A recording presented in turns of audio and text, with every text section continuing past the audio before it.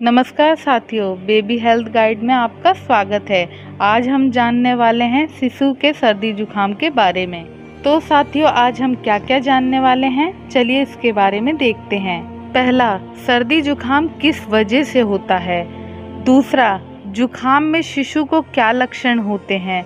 तीसरा, सर्दी जुकाम कितने समय तक रहता है। चौथा, शिशु को सर्दी जुकाम होने पर कैसे बचाएं। पांचवा, शिशु को सर्दी जुकाम होने पर डॉक्टर से कब बात करनी चाहिए। छठा, सर्दी जुकाम का इलाज कैसे किया जाए। चलिए इसके बारे में जानते हैं। साथियों, पहला, सर्दी जुकाम किस वजह से होता है, चलिए इसके बारे में जानते हैं।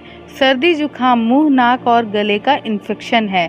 जब सर्दी जुकाम से ग्रस्त कोई व्यक्ति छींकता या खांसता है तो जुकाम के विषाणु हवा में फैल जाते हैं और किसी अन्य व्यक्ति में सांस के जरिए अंदर पहुंच जाते हैं।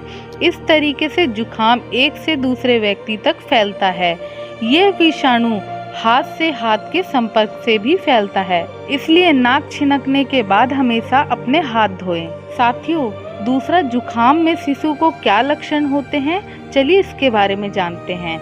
बुखार, खांसी, आंखें लाल हो जाना, गले में खराश, कान में दर्द, बलगम से भरी और बहती नाक, चिड़चिड़ापन, बेचैनी, भूख न लगना और रात में बार बार उठना। साथियों, तीसरा, सर्दी जुकाम कितने समय तक रहता है, चलिए इसके बारे में जानते हैं।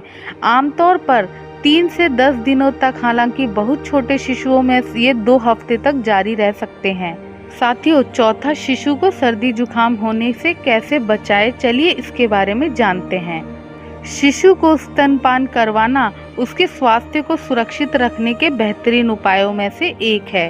बीमार व्यक्ति से दूर रखा जाए। शिशु को पकड़ने या उसकी चीज़ों को छूने से पहले हाथ धोएं। अगर आप या आपके पति धूम्रपान करते हैं तो इसे बंद कर देना शिशु के लिए अच्छा रहेगा।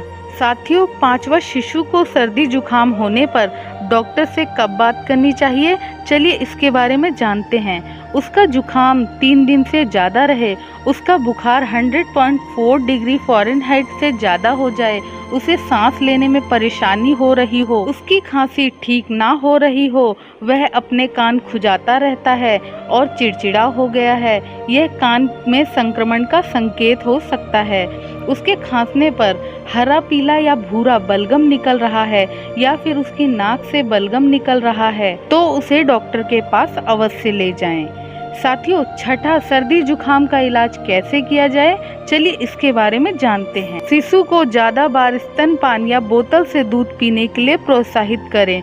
विटामिन सी से भरपूर फलों के रस भी ज्यादा मात्रा में दें। अगर शिशु को बुखार हो तो आप डॉक्टर के निर्देश पर उसे पैरासीटामोल सस्पेंशन दें। डॉक्टरी पर्ची के बिना मिलने वाली सर्दी जुकाम की दवाएं 1 साल से कम उम्र के बच्चों के लिए नुकसानदेह हो सकती है। आपका शिशु अपनी नाक नहीं छिनक सकता है, इसलिए आप उसकी नाक पोंछती रहें ताकि उसे सांस लेने में आसानी हो।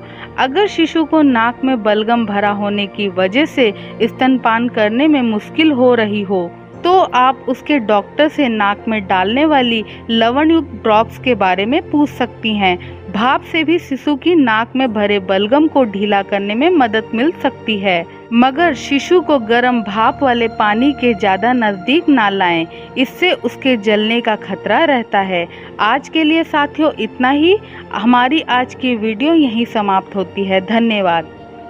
साथियों, आशा करती हूँ कि आपको मेरी यह वीडियो पसंद आई होगी। मेरी वीडियो को लाइक करना, सब्सक्राइब करना, शेयर करना ना भूलें।